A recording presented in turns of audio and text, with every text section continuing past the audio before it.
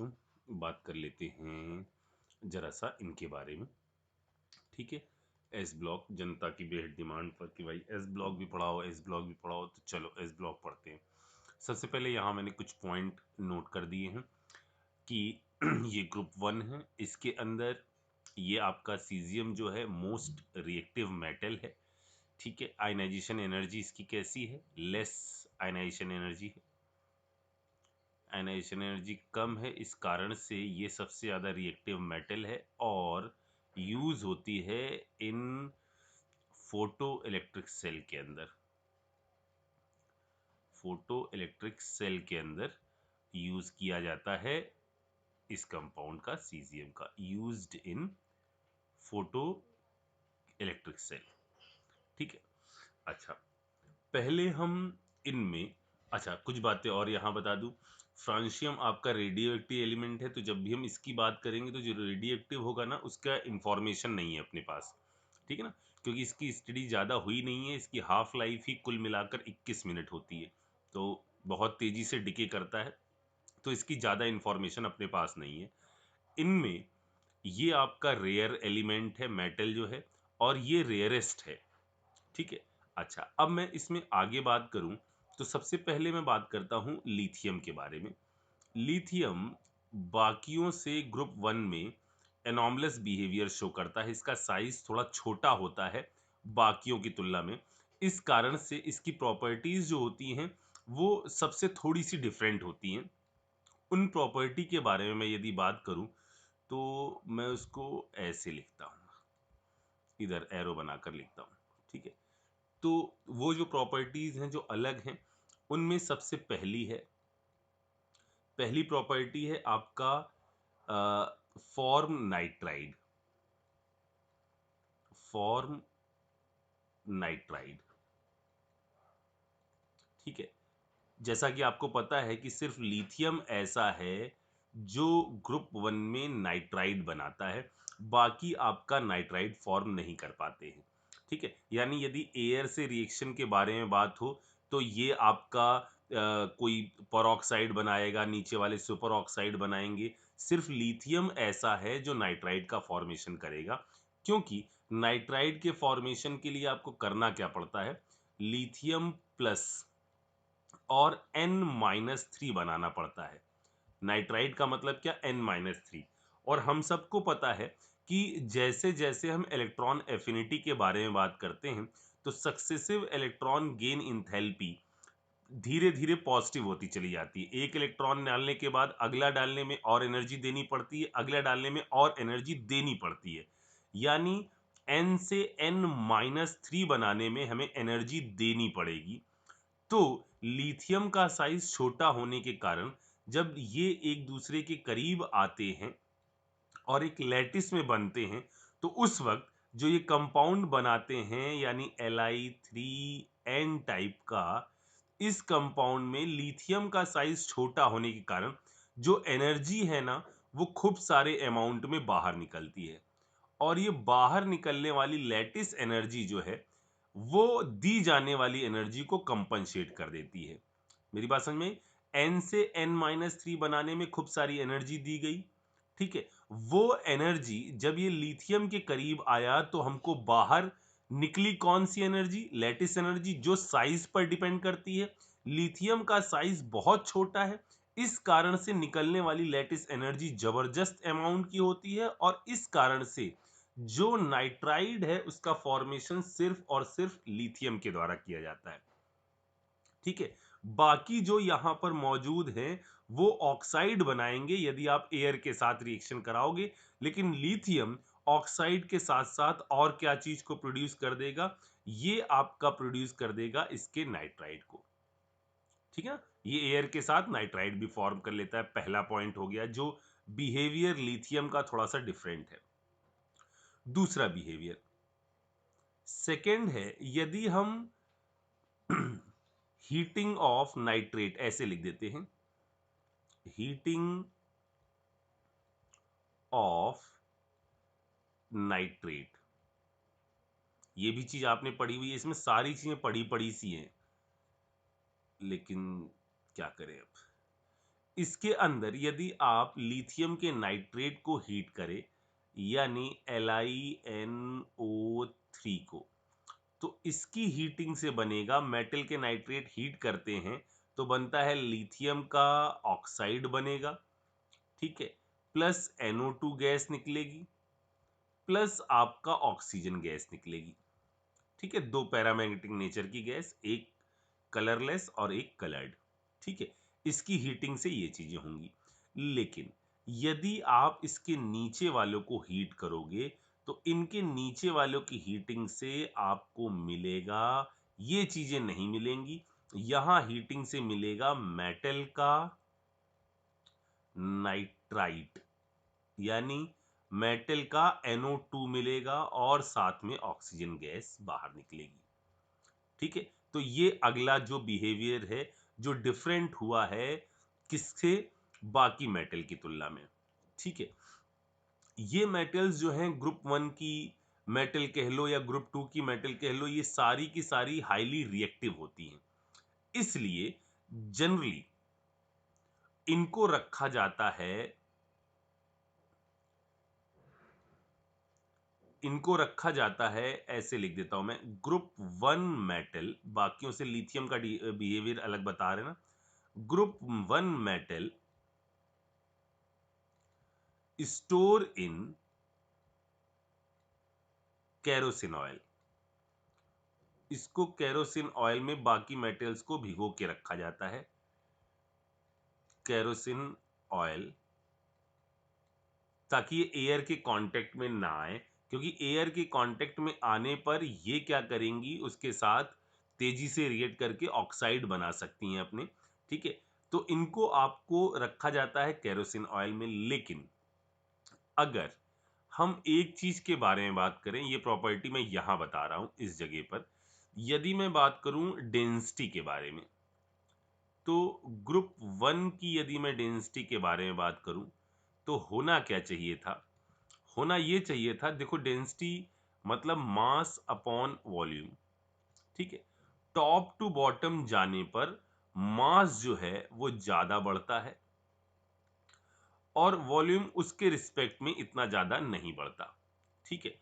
तो होना क्या चाहिए था, होना ये चाहिए था कि लगातार नीचे जाते वक्त डेंसिटी जो है ग्रुप वन में वो बढ़ती चली जानी चाहिए थी, इधर ये, इसके बाद के, फिर RB, फिर क्या है CS, ऐसा होना चाहिए था, ठीक है। लेकिन होता क्या है, देखो यहां पर है, ये कौन से पीरियड का एलिमेंट है, सेकेंड, ये है थर्ड, ये है फोर्थ, यानी जब यहां से आप यहां गए, थर्ड से आप फोर्थ में गए, तो यहां पर एलिमेंट जो है, यहां एक नया ऑर्बिटल आ गया, थ्री से फोर्थ में जाने पर एक नया ऑर्बिटल आ गया 3D, जिसके अंदर अभी इलेक्ट्रॉन भरे नहीं है। सर ये क्या कहना चाहते हो, देखो अगर हमने कहा 1s 2s 2p 3s 3p 3d 4s, ठीक है। तो जब ये भरा, ये वाला भरा कौन सा, इस वाले को जब आपने भरा, तो इसमें थर्ड वाले ऑर्बिटल आ गए, अभी डी में इलेक्ट्रॉन नहीं गए लेकिन थर्ड ऑर्बिटल तो पिक्चर में आ गया ना। तो यहां से यहां जाने पर, इधर से इधर जाने पर वॉल्यूम में एक एक्स्ट्रा इंक्रीमेंट आ जाता है इस डी ऑर्बिटल के आने के कारण, जिससे साइज जो है वो यहां जाने के दौरान ज्यादा बढ़ जाता है। इसलिए डेंसिटी में इस ऑर्डर में एक लफड़ा आता है। क्यों आया लफड़ा, समझ में आया, डेंसिटी में इस ऑर्डर में एक लफड़ा आ जाता है, और वो लफड़ा क्या हो जाता है, इसमें आपस में एक्सचेंज हो जाता है, ठीक है।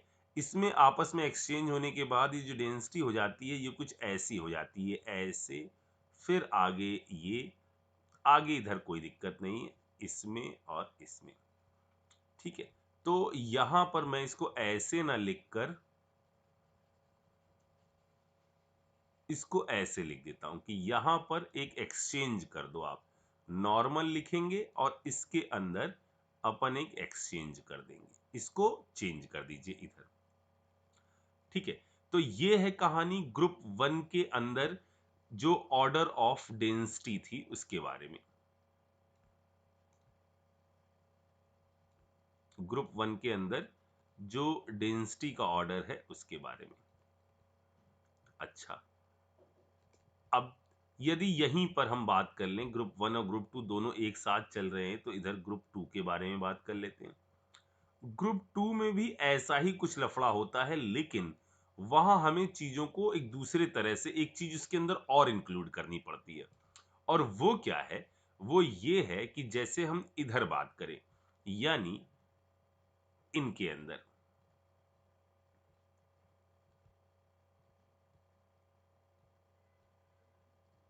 इनके अंदर, तो यहां पर जो चेंज होता है वो ऐसे, जरा समझिएगा, ये ऐसे ऐसे मार्क कर दिया, इसको इधर करना है, वो तो करना ही करना है, और इसके बाद पूरे को उठाकर, ये एक्सचेंज के बाद पूरे को उठाकर इधर रख दीजिए, तो आपको वो ट्रेंड पता चलेगा जो एक्सपेरिमेंटली आता है। मतलब कैल्शियम और मैग्नीशियम को पलट दीजिए, यानी कैल्शियम इधर आ गया, मैग्नीशियम इधर आ गया, और उसको उठाकर इधर कर दीजिए, ठीक है। या इसको पूरे के पूरे को पराठे की तरह पलटकर आगे ले आइए, या इसको पूरे के पूरे को पराठे की तरह पलटकर आगे ले आइए।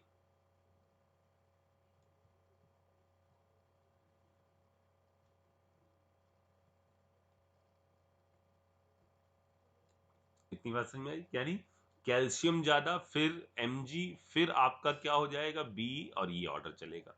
ये ऑर्डर है इसके अंदर डेंसिटी का। अच्छा, यहां मैंने डेंसिटी का ऑर्डर बताया आखिर क्यों? क्योंकि जो लिथियम है ना, उसको यदि आप केरोसिन ऑयल में रखोगे तो उसकी डेंसिटी इतनी कम है कि उस पे तैर कर बाहर आ जाएगा, उस केरोसिन ऑयल से तैर कर ये बाहर आ जाएगा। इसीलिए लिथियम को स्टोर किया जाता है वैक्स के अंदर, ठीक है ना। बट लिथियम स्टोर और केप्ट इन वैक्स, इसको वैक्स के अंदर रखा जाता है। ये अगली बात समझ में आ गई, जो लिथियम के अंदर अलग है बाकियों की तुलना में, ठीक है। अच्छा, और थोड़ा सा आगे बढ़ते हैं और जानकारियां लेते हैं लिथियम के बारे में। देखो, आप लोगों ने थर्मल स्टेबिलिटी के बारे में पढ़ा होगा, ठीक है। यहां पर हम ई पॉइंट इसका कह रहे हैं heating of carbonate, heating of carbonate, ठीक है। तो वो हीटिंग इफेक्ट कैसे देखना है वो आपने पढ़ लिया होगा, कुछ जगहों पर लैटिस एनर्जी से, कुछ जगहों पर साइज से, याद है? अच्छा, तो यदि हम लिथियम का कार्बोनेट लें, यदि हम, या कोई मेटल का कार्बोनेट इन जनरल, पहले हम बात करें, चलो लिथियम के बारे में ही पहले, लिथियम का यदि हम कार्बोनेट लें और उसको हीट करें, तो इससे बन जाएगा लिथियम का oxide plus carbon dioxide. But जो बाकी के कार्बोनेट्स हैं वो आपका थर्मली स्टेबल होते हैं, बड़ा बड़े के साथ है, ये आपका थर्मली स्टेबल होते हैं, इस कारण से दे मेल्ट ऑन हीटिंग, ये डिकम्पोज नहीं होते, ये मेल्ट कर जाते हैं, दे मेल्ट ऑन हीटिंग, हीट करने पर ये मेल्ट हो जाएंगे, बट डिसोशिएट होने वाले नहीं है। कौन वाले? ये नीचे इधर वाले, ठीक है। और लिथियम की डायगोनल रिलेशनशिप है इनके साथ, इस कारण से इन सभी के कार्बोनेट जो हैं, ये सभी के सभी दे ऑल फॉर्म नाइट्राइड, ये सभी के सभी क्या बनाएंगे? नाइट्राइड बनाएंगे, ठीक है। हालांकि बी और Mg डायरेक्टली एयर के साथ रिएक्ट नहीं करते, इन पर बी और Mg के साथ थोड़ा सा लफड़ा होता है, इन पर प्रोटेक्टिव लेयर रहती है, लेकिन यदि पाउडर्ड फॉर्म का ले लिया जाए तो ये एयर और वाटर दोनों से ही रिएक्ट कर जाते हैं। लेकिन यदि पाउडर्ड फॉर्म का नहीं है, पूरी बात सुन लो, बी और एमजी के साथ क्या होता है, ये केमिकली इनर्ट होते हैं क्योंकि इनके ऊपर इनके ऑक्साइड की लेयर रहती है। तो यदि आप इन पर रिएक्शन करवाना चाहते हैं एयर की और इनको पाउडर्ड फॉर्म का ले लीजिए, तो दोनों के दोनों अपने ऑक्साइड भी बनाएंगे, नाइट्राइड भी बनाएंगे, ये सब भी नाइट्राइड बनाएंगे और ऑक्साइड बनाएंगे। इन दोनों के बारे में क्यों बोला, क्योंकि ये उतनी अच्छी तरह से रिएक्शन नहीं करते। सेम तरीके से इस पर प्रोटेक्टिव लेयर रहती है, इसलिए ये वाटर के साथ आराम से रिएक्शन नहीं करता। ये आपका रिएक्शन कर जाता है यदि आप स्टीम ले लें। इसको हम अभी आगे और बोल देंगे। विथ स्टीम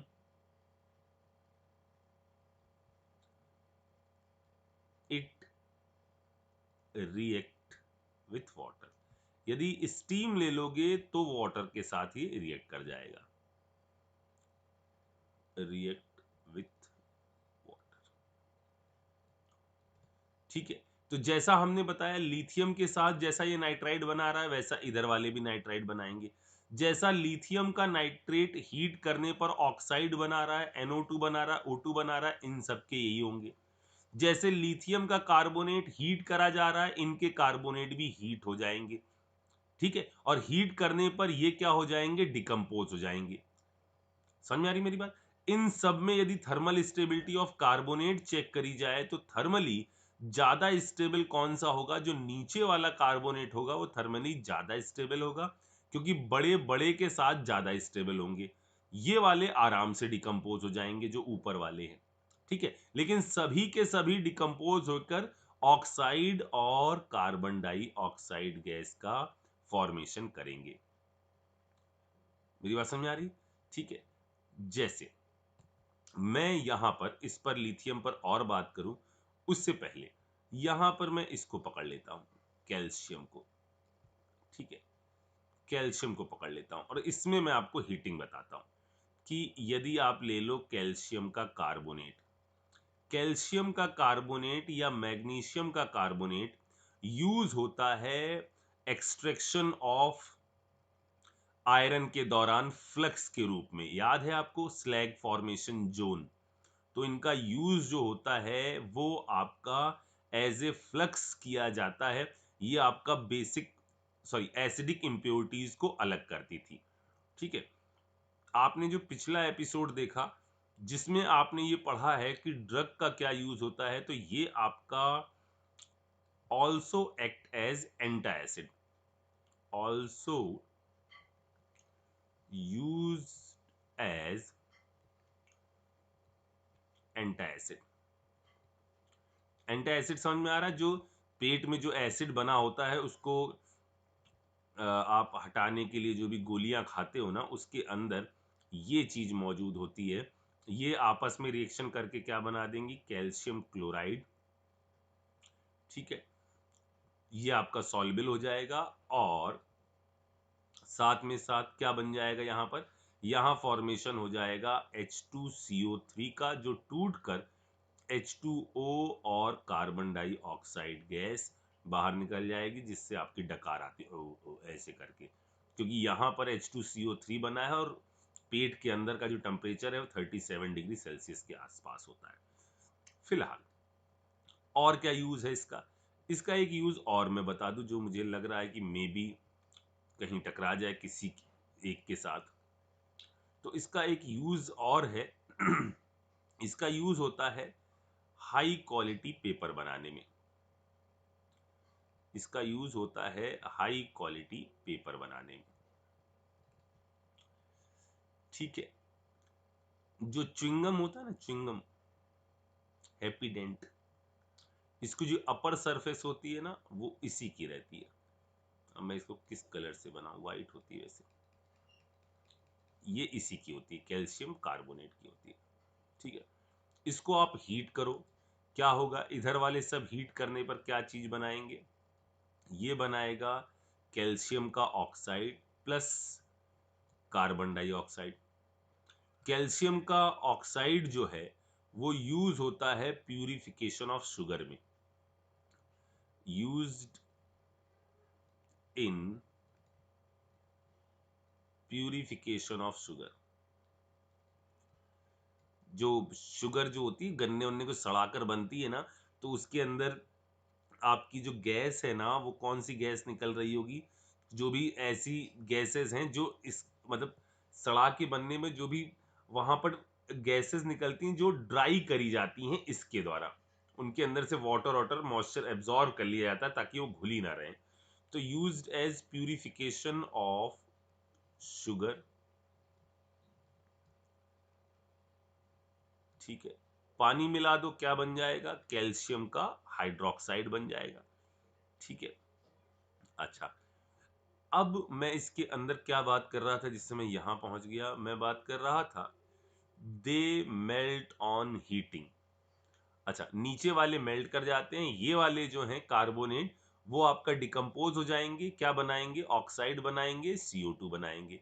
ठीक है, यही चीज इनके साथ भी चलेगी, इनके भी जो है कार्बोनेट हीट करने पर ये क्या बना रहे हैं? ऑक्साइड और कार्बन डाइऑक्साइड गैस निकाल रहे हैं। अच्छा, और जो प्रॉपर्टी लिथियम की अलग है, उन प्रॉपर्टी में एक मैं बात करूं, जैसे यहां मैं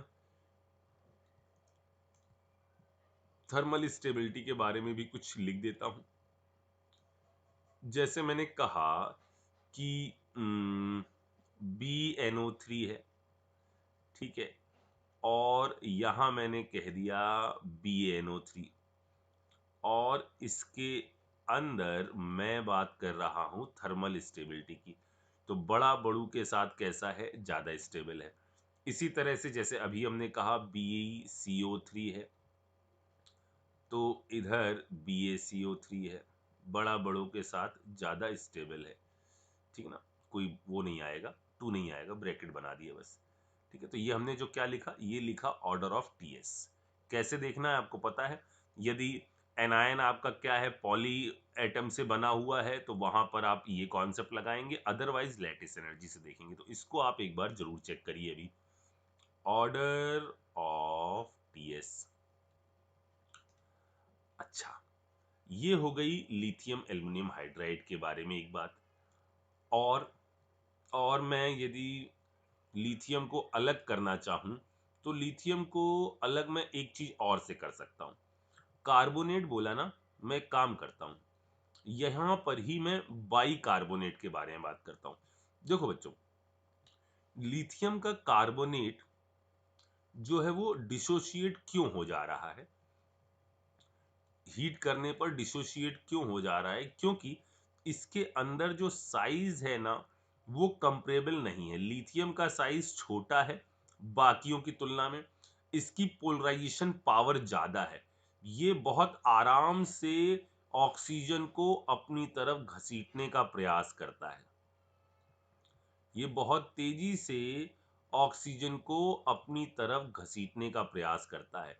तो ये इस बॉन्ड को तोड़कर अपने साथ मिला लेता है, खुद का बना लेता है क्या? ऑक्साइड। और सामने से क्या प्रोड्यूस करवा देता है? खुद का बना लेता है ऑक्साइड, और सामने से प्रोड्यूस करवा देता है कार्बन डाइऑक्साइड गैस को। ठीक है, इसी तरह से लिथियम का जब आप लेते हो by carbonate, for lithium by carbonate, तो इसके अंदर भी मिसमैचिंग होती है। इसका साइज बड़ा है, इसका साइज छोटा है, इसका साइज बड़ा है, इसका साइज छोटा है, तो ये इस तरह से सॉलिड फॉर्म में मिलता ही नहीं है। ये एग्जिस्ट करता है, ये सॉलिड नहीं है, ये एग्जिस्ट करता है, exist in solution solution state. Lithium by carbonate solution की फॉर्म में एग्जिस्ट ही नहीं करता, जबकि बाकी यदि नीचे, क्यों ऐसा होता है? एक तो साइज मिसमैच है, साइज मिसमैच होने के कारण ये यदि आप सॉलिड फॉर्म में लाने की कोशिश करोगे ना, तो लैटिस जो आप फॉर्म करोगे उसमें लैटिस इस फॉर्म में रह ही नहीं पाएगा, ये ब्रेक कर देगा। ठीक है ना, यदि इसको और करीब लाओगे ना, तो ये क्या कर देगा? बाई कार्बोनेट्स को तोड़कर कहां पर ले जाएगा? कार्बोनेट बना लेगा। इसीलिए लिथियम का जो बाइकार्बोनेट है वो सिर्फ सॉल्यूशन में एग्जिस्ट करता है, जब ये दूर दूर रहते हैं तब ये एग्जिस्ट करता है। ठीक है, बाकी जो है NaHCO3 या जो और है KHCO3 या RbHCO3 या CSHCO3, ये जो है ना, ये आपका एग्जिस्ट कर जाते हैं, can exist in solid phase. ये आपका सॉलिड फेज में एग्जिस्ट करते हैं। अब सॉलिड फेज में एग्जिस्ट करते हैं तो हम इनकी सॉलिबिलिटी के बारे में बात कर सकते हैं, क्योंकि ये सॉलिड फॉर्म में एग्जिस्ट करते हैं। इनमें इसकी जो सॉलिबिलिटी होती है ये आपका वेरी लेस सॉल्युबल होता है।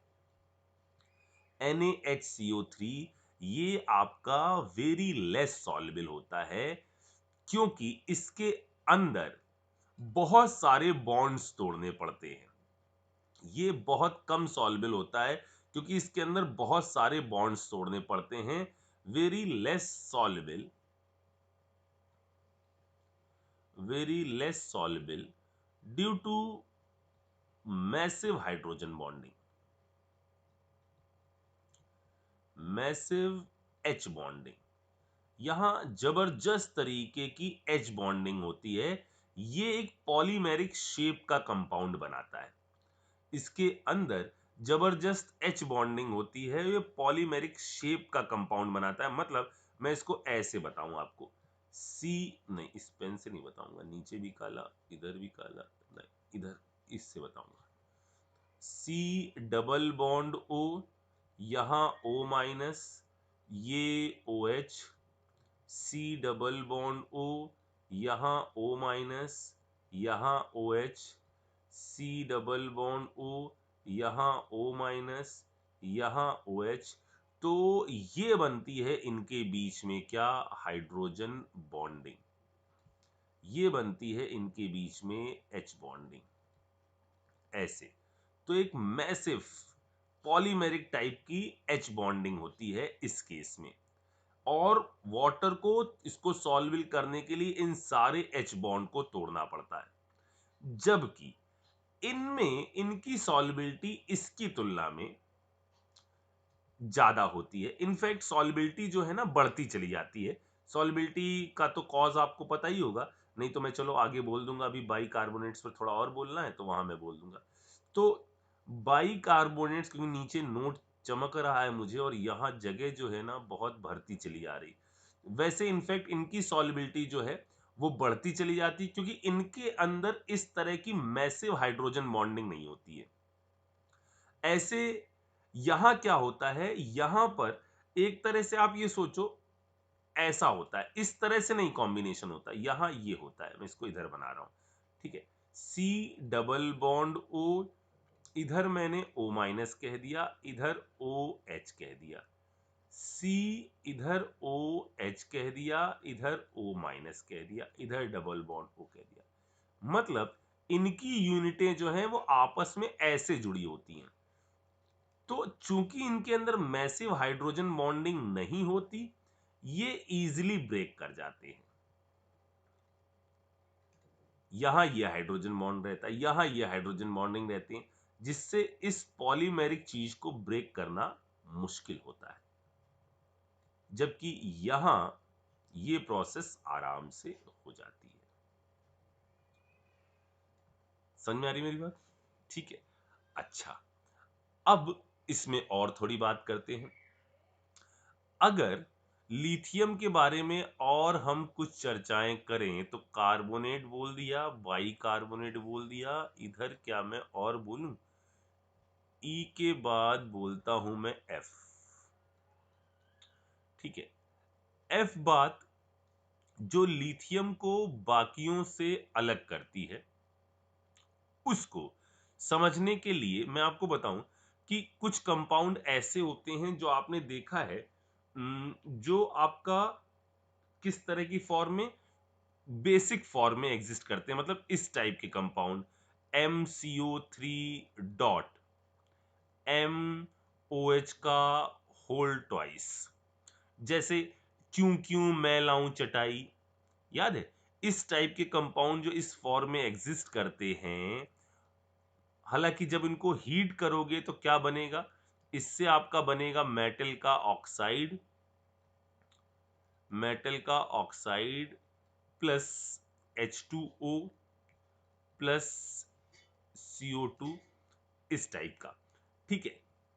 अब होता क्या है, यहां मैं ये जो बात लिखने वाला हूं, ये कंपेयर इसमें नहीं हो रहा है, कंपेयर इनमें और इनमें हो रहा है कि ये आपका Mg जो है ना, वो आपका इस तरह से बेसिक कार्बोनेट बना लेता है। इनको हम क्या कहते हैं? इनको बोलते हैं बेसिक कार्बोनेट, बेसिक कार्बोनेट। ठीक है। जैसे Mg भी इस टाइप की चीज बना लेता है, MgCO3 डॉट MgOH का होल ट्वाइस, ये बना सकता है।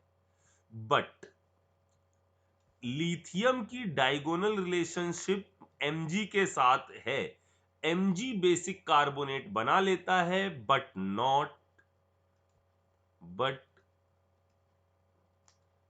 Basic carbonate not form by lithium. मतलब लिथियम का अब कंपेयर करवा रहे हैं इस ग्रुप का इस ग्रुप के साथ, तो लिथियम वाले का जो पोलराइजेशन पावर है, जो चीजों को घसीटने की ताकत है, वो इनमें सब में +2 चार्ज है। ये बेसिक कार्बोनेट बना सकते हैं, बट ये वाला बेसिक कार्बोनेट नहीं बना सकता। ठीक है, ये प्रॉपर्टी थोड़ी सी ध्यान रखिएगा। कारण क्या है ना, इसमें हमने कंपेयर थोड़ा दूसरी तरह से किया है। बाकियों में हम क्या कर रहे थे, टॉप वाले को नीचे से कंपेयर कर रहे थे। इस वाले में हमने इसको डायगोनल रिलेशनशिप के अकॉर्डिंग इसको सेपरेट किया हुआ है। ठीक है। अच्छा, यहां मैं अभी इतनी जगह बची है, रिएक्शन में चलने से पहले ग्रुप 1 और ग्रुप 2 में एक कंपैरिजन मैं और कर दूं।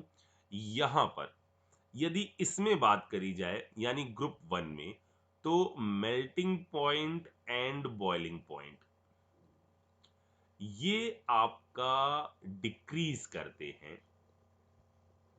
टॉप टू बॉटम, इनमें कोई चेंज नहीं होता।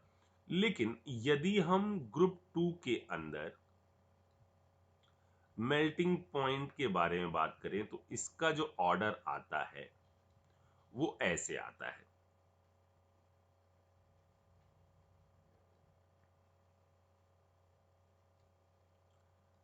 मेल्टिंग पॉइंट और बॉइलिंग पॉइंट। ठीक है, तो इसका जो ऑर्डर होता है वो ऐसा चलता है। इधर ये, फिर हम नीचे आए, ठीक है, यहां ये फिर आप ऊपर आ जाओ। एक सेकंड, इस वाले को यदि मैं देखूं तो इसके अंदर पहले मैं इधर गया, फिर इधर गया हूंगा, फिर इधर गया हूंगा, फिर इधर गया हूंगा। ठीक है, यहां पर ये कर लेता हूं, इधर ये कर लेता हूं, इधर ये कर लेता हूं, इधर ये कर लेता हूं। ठीक है बच्चों, जरा मुझे एक सेकंड इसको चेक करने दो। मुझे लग रहा है कि ऐसा तो नहीं इसकी इंफॉर्मेशन में कुछ गड़बड़ दे रहा हूं, कि एक सेकंड मुझे इसको चेक करना चाहिए। एक सेकंड, ठीक है ना, कि इसके अंदर यदि टेबल से चेक करूं मैं, तो पहला है, दूसरा घटा है। ठीक है, पहला है, दूसरा ही घटा है, बिल्कुल सही है। अच्छा, अब इसमें जरा बात करते हैं। तो यदि इनमें आप मेल्टिंग पॉइंट और बॉइलिंग पॉइंट को देखो, तो ये ऑर्डर आता है। बस अंतर क्या रहता है, एक अंतर है, उस इंफॉर्मेशन में एक गड़बड़ है। ठीक है, बॉइलिंग पॉइंट में ये लास्ट वाला, हालांकि पूछा नहीं जाएगा तो यही पैटर्न आपके काम का हो जाएगा, लेकिन क्योंकि ये आपका कैसा है, रेयरेस्ट है, लेकिन मान लो पूछ लिया गया तो उसके बारे में बता रहे हैं कि ये वाला जो है बॉइलिंग पॉइंट में इससे ऊपर रहेगा। बॉइलिंग पॉइंट में ये आपका ऊपर रहेगा, बॉइलिंग पॉइंट में अपर साइड में लाई करेगा, और मेल्टिंग पॉइंट में ये इससे नीचे चला आएगा। मेल्टिंग पॉइंट में ये वाला जो है वो इससे नीचे चला आएगा, ठीक है।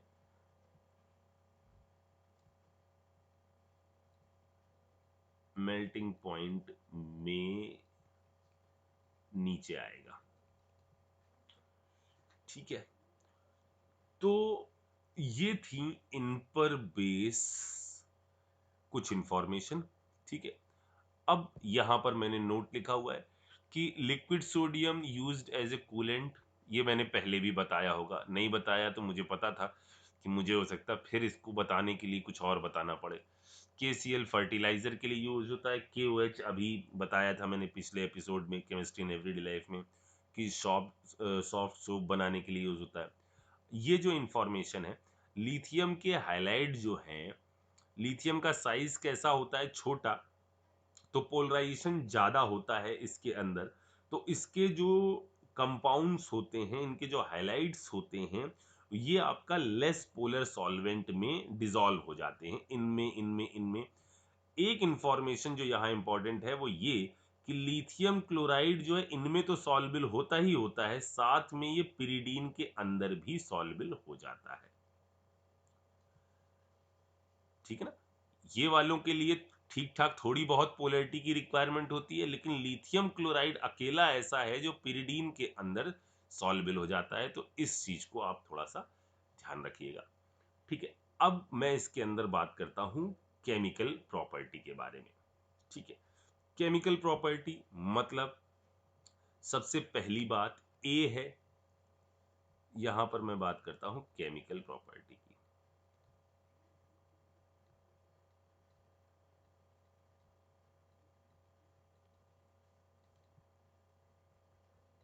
ठीक है। अच्छा, अब मैं केमिकल प्रॉपर्टी में देखो एक काम करते हैं, इसको दो भागों में कर लेते हैं, ऐसा न हो जाए कि अपन जल्दबाजी किस चीज की है यार, ठीक है ना। इसमें हो सकता है आपका पढ़ा पढ़ाई हो, इसको ज्यादा टाइम लगेगा ही नहीं आपको, इसको पहले एक बार निपटा लो, ठीक है। फिर अगले वाला हम बात करते हैं, अगली वाले में भी चीजें पढ़ी पढ़ी हैं। एक तो रिएक्शन विथ ऑक्सीजन जो हमने बताया था, बेटा मांगे कन्या का सर, वो वाली। और फ्लेम टेस्ट मैंने नहीं बोला सरली का भाई के क्यों नहीं निकला लॉब से, वो आपको पता है। रिएक्शन विथ लिक्विड अमोनिया, ये आपको पता है कि किसके साथ कैसा होता है, कौन सी चीजें आपको उसके अंदर कब डीप ब्लू कलर आता है, कब ब्लैक ब्रॉन्ज कलर आता है, ये वाली चीजें। तो केमिकल प्रॉपर्टी में इतना सारा है नहीं बहुत कुछ, ठीक है ना। तो उसके लिए एक छोटा सा वीडियो और बना लेते हैं, पहले इसको जल्दी से टिप्स, ठीक है ना, जल्दी से टिप्स।